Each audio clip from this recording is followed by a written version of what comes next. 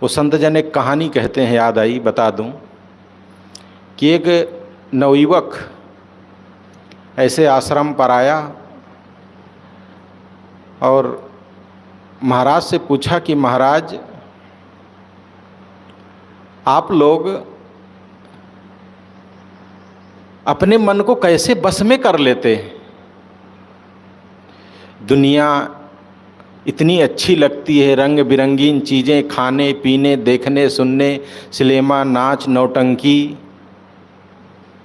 पत्नी, बच्चे, इन सब से कैसे अपने आप को, अपने मन को कौन सी ऐसी दवा दे देते हैं, कौन सी ऐसी घुट्टी पिला देते हैं कि आपका मन इस तरफ नहीं भागता है? मैं तो इसे एक दिन भी नहीं छोड़ पाता हूँ।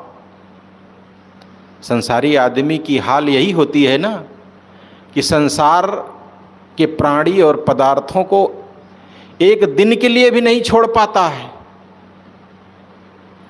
कुछ क्षण के लिए भी नहीं छोड़ पाता है, हमेशा उसी में लिप्त रहता है। महात्मा ने कहा, हाँ, हमारे पास गुट्टी तो जरूर है, वो दवा जरूर है, तुम्हें बता दूंगा किसी दिन, बस ऐसे आते रहो बस।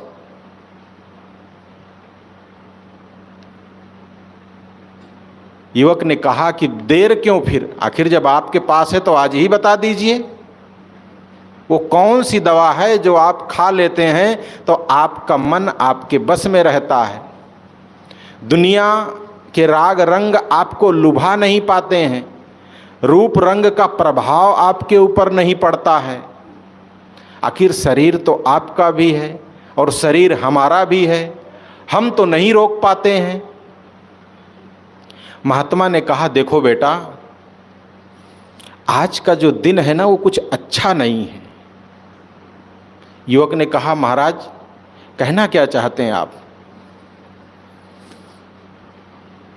महात्मा ने कहा, बेटा, तुम्हारे मस्तक की लकीरें कुछ गलत संकेत दे रही हैं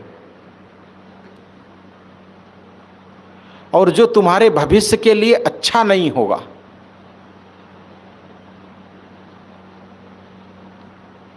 युवक ने कहा, हमारे साथ क्या होने वाला है?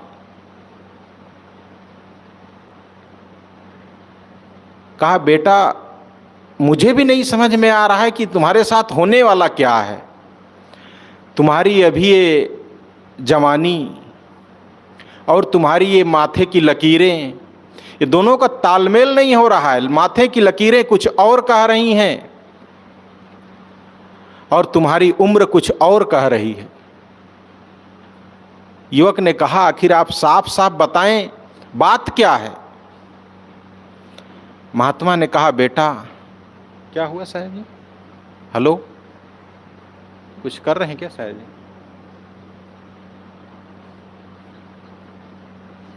Hello,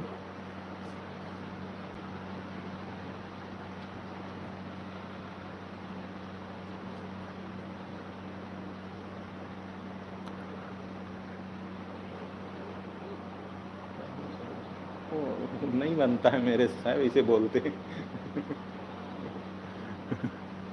hello hello hello. हाँ, ठीक है। महात्मा ने कहा कि बेटा, तुम्हारी माथे की लकीर कहती है कि तुम कल सुबह का सूरज नहीं देखोगे, उसके पहले तुम्हारा शरीर शांत हो जाएगा। और ये अटल सत्य है, ये टल नहीं सकता है।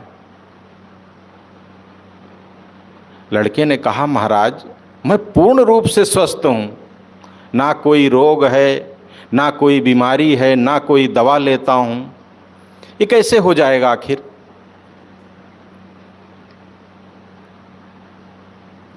महात्मा ने कहा, यही बात तो मुझे भी नहीं समझ में आ रही है। युवक बेचारा एकदम शांत हो गया। वो भूल गया कि मैं क्या पूछने आया था महाराज से, क्या पूछ रहा था। चुपचाप घर गया वापस, किसी से कुछ नहीं बोलता है वो।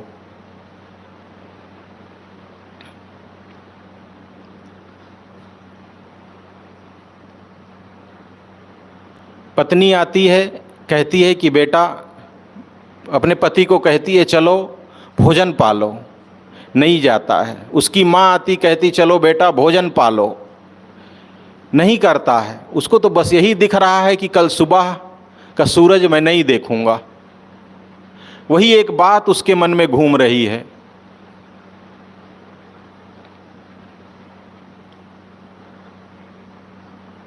सब भोजन पा के सो जाते हैं। लोग सोचते हैं होगी भाई कोई बात, कभी कभी कोई भोजन नहीं करता है घर में, या कहीं बाहर खा लिया होगा कुछ। सब चले गए, खा पी लिए भोजन।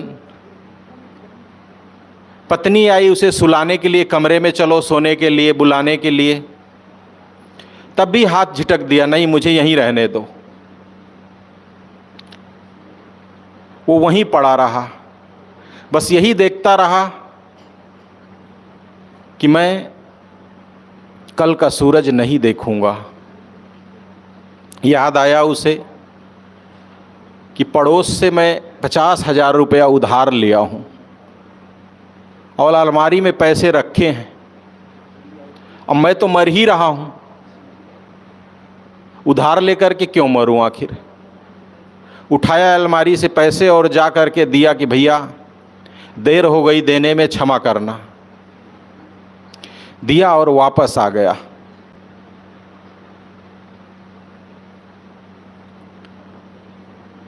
आके फिर खाट पर लेट गया, घड़ी की ओर देख रहा है। नींद तो उसके पास थी नहीं, किसी के पास नहीं होगी। जिसकी भी मौत, जिसको डॉक्टर कह दे कि भैया तुम 24 घंटा के लिए केवल मेहमान हो, उसको नींद आएगी? वो भी घड़ी देख रहा है, टिक टिक सुई चल रही है। देखते देखते रात के 12 बज गया। कहा अरे दूसरा दिन लग गया और मैं अभी जिंदा हूं।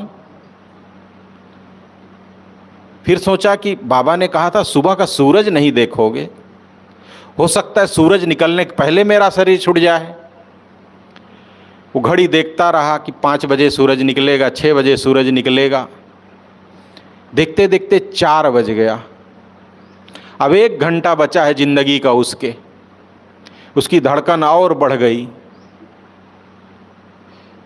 कि अब मरूंगा कि तब मरूंगा, अब मरूंगा कि तब मरूंगा। घड़ी देखते देखते देखता है कि सूरज 2 फीट ऊपर आ गया है, उसका प्रकाश उसके ऊपर पड़ रहा है। देखता है अरे मैं तो जिंदा हूं। उसको बड़ा आश्चर्य हुआ, ये दिन भी दूसरा है, सूरज भी मैं देख रहा हूं, मैं जग रहा हूं, ना कोई सपना देख रहा हूं और मैं जिंदा हूं। महात्मा की बात कैसे असत्य हो गई आखिर? महात्मा ने हमारे साथ मजाक तो नहीं किया था? तुरंत खाट से झट से उठा और स्नान किया, पहुंचा बाबा के पास 6 बजे। सीधा पूछता है बाबा आप तो कहे थे मैं मर जाऊंगा, देखिए सूरज इतना ऊपर आ गया और फिर भी मैं जिंदा हूं। बाबा ने कहा कि बेटा ये बताओ आज तुम्हारा मन राग रंग में कितना लिप्त रहा, आज वासनाओं में तुम कितना लिपटे रहे, आज तुम्हारा मन तुम्हें कितना सताया, कितना परेशान किया, गलत काम कितने किए तुम आज, ये बताओ। कहा महाराज आप क्या कहते हैं, यहां मौत हमारे सर पर लटकी है और हमें राग रंग पर समझ में आएगा? हम तो बस घड़ी की सुई देख रहे हैं कि अब मरा कि तब। पूरी रात हमारी ऐसे बीत गई और आप कहते हैं कि अपने मन को कैसे तुमने बस में किया? राग रंग तो बहुत दूर की बात, मैंने खाना तक नहीं खाया। महात्मा ने कहा कि बेटा जैसे तुम्हारी आज ये रात गुजरी ऐसे ही हमारा पूरा जीवन गुजरता है। ये मौत हमारे साथ हर दिन रहती है, तुम्हारे साथ तो आज बस थी। मैं अपनी मौत को हर दिन देखता हूं, तब हमारा मन शांत रहता है। जैसे तुम एक दिन अपनी मौत को देखे, तुम्हारा मन वासनाओं में नहीं लिप्त हुआ, तुम्हारा मन संसार के राग रंग की ओर नहीं भागा, अनेक प्रकार के व्यंजन आपको नहीं लुभा पाए। क्यों? क्योंकि तुम्हारे सामने मौत थी। मैं ये पूछता हूं, मौत किसके सामने नहीं है? कौन यहां अमर है? सबको तो मरना है। जो इस बात को जान लेगा, जो इस दवा को खा लेगा, जो इस घूंट को पी लेगा कि हमें मरना है, सुनिश्चित है ये बात, तो वो पाप नहीं कर पाएगा, अधर्म नहीं कर पाएगा, राग रंग में नहीं डूब पाएगा, वासनाओं में नहीं उतर पाएगा, किसी का अहित नहीं सोचेगा, घी में डालडा नहीं मिलाएगा, हल्दी में पीली मिट्टी नहीं मिलाएगा। आजकल कितना मिलावटबाजी होती है, कितना बेविचार होता है। किसके लिए? सब यहीं रहेंगे क्या वो लेकर के? बस समझ का फर्क है। मन को नहीं समझ पा रहे हैं कि मन है क्या चीज। सदगुरु अभिलाष साहब की पंक्ति है, रे मौत प्यारी मौत मेरे सामने आया करे, तू सामने रहती नहीं तब सत्य तन यह भासता।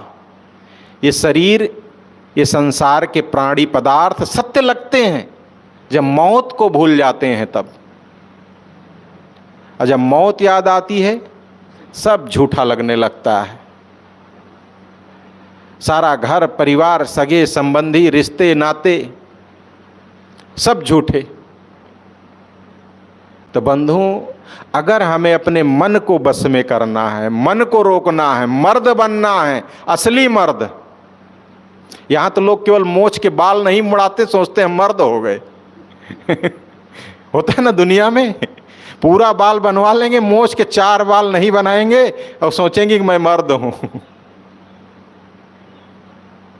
असली मर्द तो वो है जो अपने मन को अपने बस में कर ले।